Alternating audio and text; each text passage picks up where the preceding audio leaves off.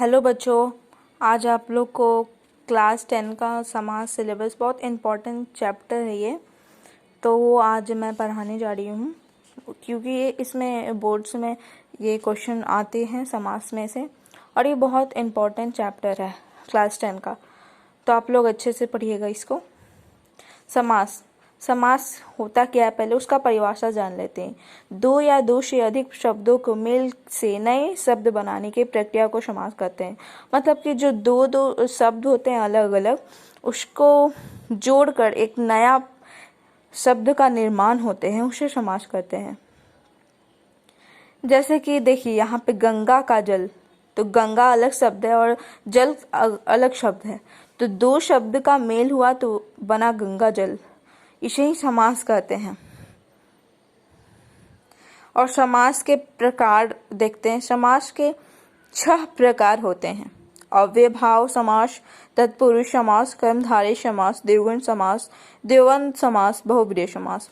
अव्यय मतलब होता है कि जिसमें लिंग, कारक, वचन में परिवर्तन ना हो, उसे अव्यय कहते हैं। तो अव्ययभाव समास पहले हम लोग देखते हैं कि अव्ययभाव समास किसे कहते हैं। मतलब समास तो आप लोग समझ गए होंगे, दो या दो से अधिक शब्दों को मेल को नए शब्द मतलब मेल कर नए शब्द का निर्माण करिए, उसे समास कहते हैं। समास के 6 भेद हैं: अव्ययभाव समास, तत्पुरुष समास, कर्मधारय समास, द्विगुण समास, द्वंद्व समास, बहुब्रीहि समास। समास का परिभाषा और भी कुछ हो सकता है, विद्या प्लस आर्थी, विद्यार्थी ये भी होगा, बहुत सारे होंगे। अव्ययभाव समास, अब जानते हैं हम लोग अव्ययभाव समास को। जिस समास में पहला पद अव्यय हो उसे अव्ययभाव समास कहते हैं। मतलब कि पहला पद जो मतलब ये पद है लिखा हुआ ना, तो आ जन्म, तो आ पहला पद है, उसको अव्यय, आ कभी चेंज नहीं होगी। तो अव्यय मतलब हुआ कि लिंग, कारक और वचन में चेंज ना हो, परिवर्तन ना आए, उसे अव्ययभाव समास बोलते हैं। तो आ जन्म मतलब जन्म से लेकर, इसको विग्रह किया जाता है पहले कि मतलब कि दो शब्द को जोड़कर दो शब्द को जोड़े और नया शब्द का निर्माण हुआ, उसे समस्त पद बोलते हैं। और जब हम लोग जो शब्द को विग्रह करते हैं तो उसको विग्रह बोलते हैं। जैसे आजन्म, जन्म से लेकर, आजीवन, जीवन भर, जीवन पर्यंत, आमरण, मरण तक, आसेतु, सेतु तक, यही अव्ययभाव। और पढ़ते हैं, इनका पहला पद प्रधान होता है क्योंकि हम बता दिए हैं अभी। इस प्रक्रिया से बना समस्त पद भी अव्यय की भांति कार्य करता है। जैसे प्रति प्लस दिन, प्रतिदिन। यदि प्रति अव्यय है तो प्रतिदिन समस्त पद है। देखो प्रति कभी चेंज नहीं होती है, इसीलिए प्रति अव्यय है। समस्त पद भी अव्यय की भांति कार्य करता है और बाकी शब्द जो पद होते हैं वो अव्यय की तरह काम करते हैं, इसे अव्ययभाव समास कहते हैं।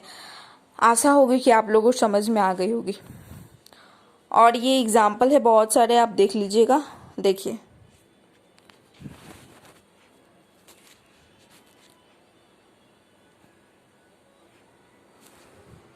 उसके बाद हम लोग आते हैं तत्पुरुष समास में। दूसरा भेद तत्पुरुष समास। तत्पुरुष समास किसे कहते हैं? तत्पुरुष समास में उत्तर प्रधान होते हैं। मतलब उत्तर पद मतलब दूसरा पद मध्यम, उसको हम लोग उत्तर पद बोलते हैं। तथा पूर्व पद गौण होता है। गौण मतलब कि लुप्त, उसका मतलब कि कोई उतना आवश्यकता वैल्यू नहीं होती है।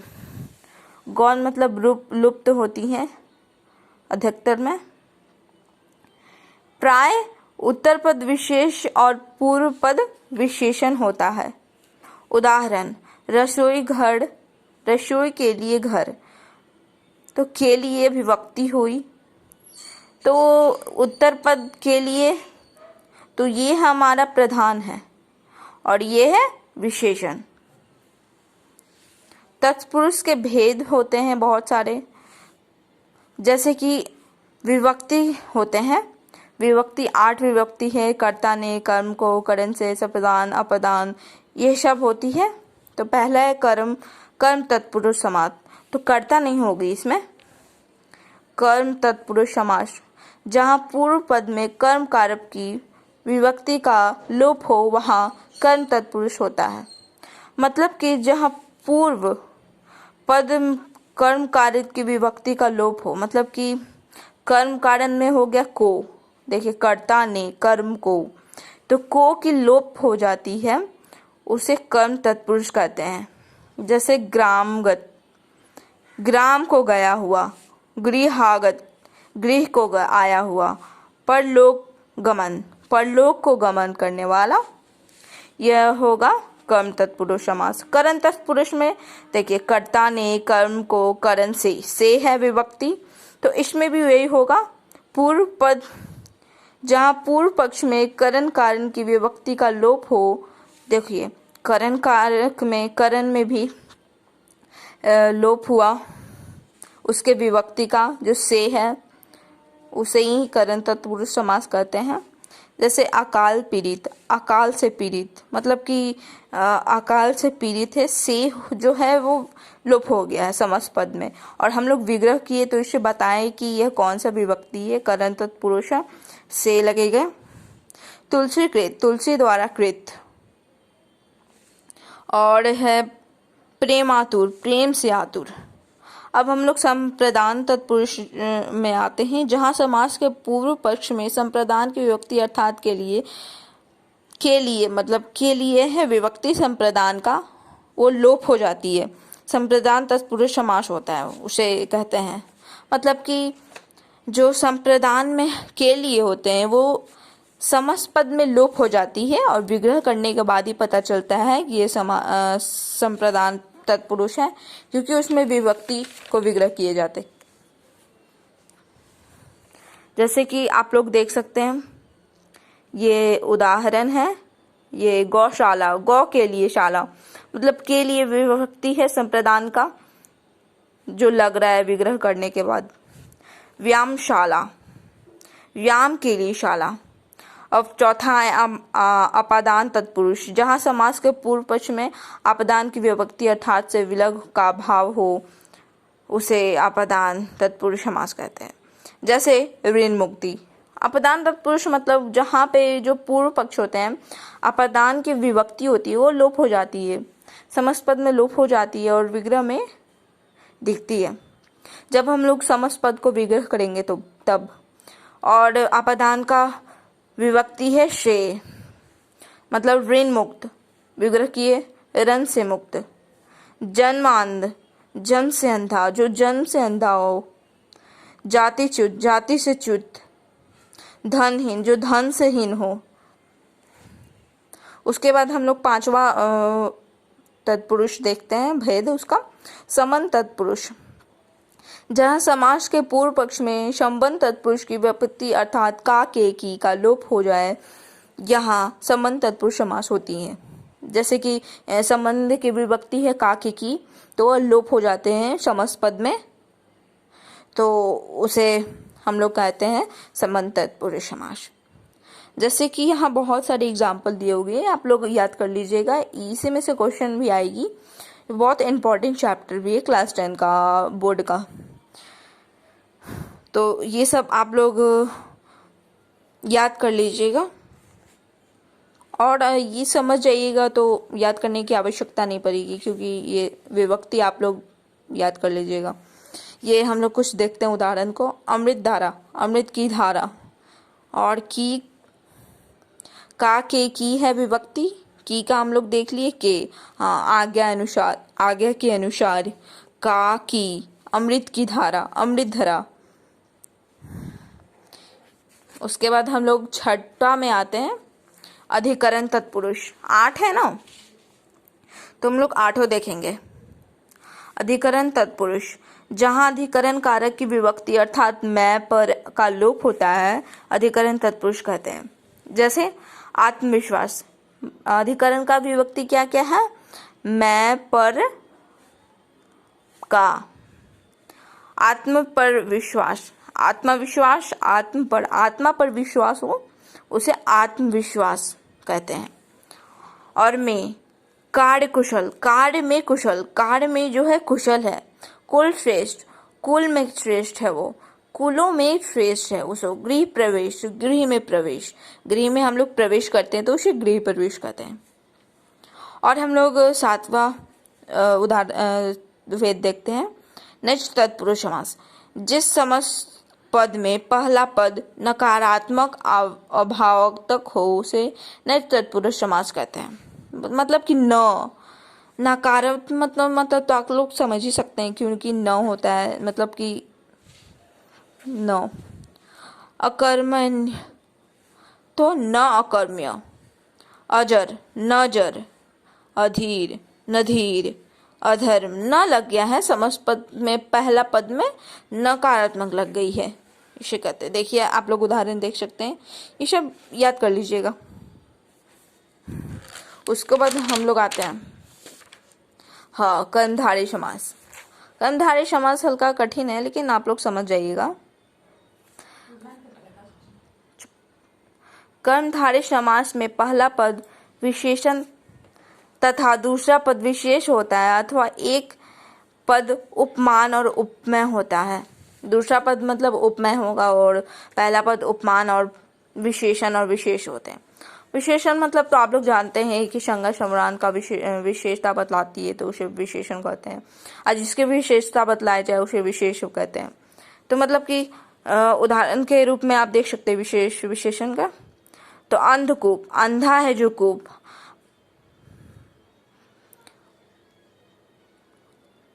अंधा हो गया विशेषण और कूप हो गया विशेष्य। और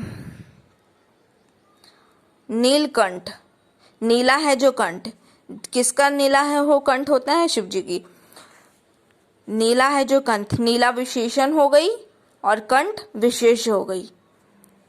नील गाय, नीला है जो गाय, नीली विशेष हो गई, विशेषण हो गई, और जो गाय है वो विशेष हो गया। आप लोगों को समझ में आ रही होगी।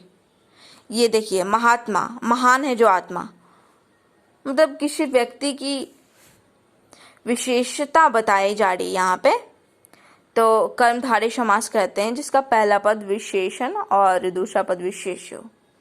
ये जरूरी नहीं है कि पहला पद ही विशेषण होगा और दूसरा पद ही विशेष होगा, मतलब कि आप उदाहरण के रूप से देख सकते हैं। देखिए महान आत्मा, महात्मा, महान है जो आत्मा, महान हो गया विशेषण और आत्मा हो गया विशेष। उसके बाद उपमेय उपमान का उदाहरण देखते हैं। कनक लता, कनक के समान है लता, जो कनक है उसके समान लता है, तो कनक क्या हो गया विशेष। देखिए, और लता हो गया विशेषण। और कर कमल, कमल के समान कर, कर जो है वो कमल के समान है, तो इसमें कर विशेष हो गया, कमल विशेषण हो गई। नरसिंह, सिंह रूपी नर, जिसका नर है जो सिंह रूपी है तो उसे नरसिंह बोलेंगे। उसके बाद हम लोग आते हैं द्विगुण समास में। द्विगुण समास आप लोग को बहुत आसान लगेगी क्योंकि सिर्फ यह संख्यावाचक विशेषण का बोध कराता है। जहां पर समस्त पद के पूर्व पक्ष संख्यावाचक विशेषण होता है वहां द्विगुण समास का उपयोग करते हैं, उसे द्विगुण समास कहते हैं। मतलब कि चार भुजा, चौपाई, सप्तापति, ये सब द्विगुण समास में आएगी। मतलब त्रिकोण, त्रिकोण का समूह, समूह भी बोलेंगे, समाहार भी बोलेंगे। तिरंगा, तीन रंगों का समूह या समाहार। दोपहर, दो पहरों का समाहार। ये आप लोग को बहुत आसानी से पता चल जाएगी। देखिए आप लोग उदाहरण देख लीजिएगा, इसीलिए मैं अच्छे से वीडियो बनाई हूँ क्योंकि उदाहरण जल्दी मिलता नहीं है। बहुत सारे उदाहरण हैं और ये CBSE में पूछी भी गई है, तो ये बहुत इम्पोर्टेंट है। उसके बाद पांचवा उदाहरण भेद में आते हैं। द्वंद्व समास किसे कहते हैं? जिस समस्त पद में दोनों पद समान हो, मतलब दोनों पद समान हो, ना कोई प्रधान हो ना मतलब कि गौण हो, दोनों पद समान होते हैं, उसे द्वंद्व समास कहते हैं। उदाहरण अंजन, खाना पीना, माता पिता, आटा दाल, ये सब द्वंद्व समास में आएगी कि इसमें और लगाकर हम लोग विग्रह करते हैं। अन्न जल, अन्न और जल, माता और पिता, जन्म और मरण, जन्म और मरण, जन्म मरण। ये तो आपको समझ में आई हो गई होगी क्योंकि ये बहुत आसान थी। जिस मतलब कि द्वंद्व समास उसे कहते हैं जिस समस्त पद में दोनों पद समान हो, ना कोई पहला पद ना प्रधान हो और ना दूसरा पद गौण हो। उसके अब अंतिम में आते हैं बहुव्रीहि समास। ये आपको बहुत अच्छी तरह से समझनी होगी क्योंकि ये बहुत मतलब कंफ्यूजिंग वाला है भेद। जहाँ पहला पद और दूसरा पद मिलकर तीसरे पद पर और संकेत करें वह बहुव्रीहि समास कहते हैं। मतलब कि ना पहला पद प्रधान होता है ना दूसरा पद प्रधान होता है, किसी और पर आश्रित होते हैं, उसे बहुव्रीहि समास कहते हैं। जैसे कि आप देखिए समस्त पद में उदाहरण अल्प बुद्धि, मतलब कि किसी को बोला जा रहा है, ना पहला पद प्रधान होगा ना दूसरा पद प्रधान होगा, किसी और को संकेत किया जाता है, उसे हम लोग बहुव्रीहि समास कहते हैं। अल्प बुद्धि मतलब कि अल्प है जिसकी बुद्धि, अल्प है बुद्धि जिसकी, ऐसे भी कह सकते हैं। उदार हृदय, उदार हृदय है जिसका, मतलब जिसका किसी तीसरे पर संकेत किया जा रहा है, ना पहला पद प्रधान है ना दूसरा पद प्रधान है, तीसरे पद पे हम लोग जोर दे रहे हैं। मतलब चंद्रमुखी, चंद्र के समान मुख है, मतलब एक लड़की का कि हाँ ये शीला का चंद्रमुखी जैसा मुख है, तो ये किसी तीसरे पर प्रभाव डाल रहा है। जैसे ये सब एग्जाम्पल आप लोग देख लीजिए अच्छे से, ये अच्छे से देख लीजिए। ये नीलकंठ, नीला कंठ है जिसका, शिव जी का होता है। मेघनाथ, मेघ के समान नाद वाला, रावण का भाई था मेघनाथ। और हम लोग और अंतर भी देख लेते हैं हम लोग। बहुव्रीहि और क्रमधारय में अंतर, आपको मान लो कि क्वेश्चन आ जाएगा कि अंतर कैसे होगा, तो आप लोग कैसे करेंगे। क्रमधारय समास में दूसरा पद प्रधान होता है, मैं आप लोग को बता चुकी हूँ, जैसे कि विशेष्य होता है तथा पहला पद विशेषण के विशेष का कार्य करता है। मतलब कि विशेषण विशेष का कार्य करता है, मतलब कि जैसे कि वो लड़की सुंदर है तो लड़की विशेष हो गई और सुंदर हो गया विशेषण।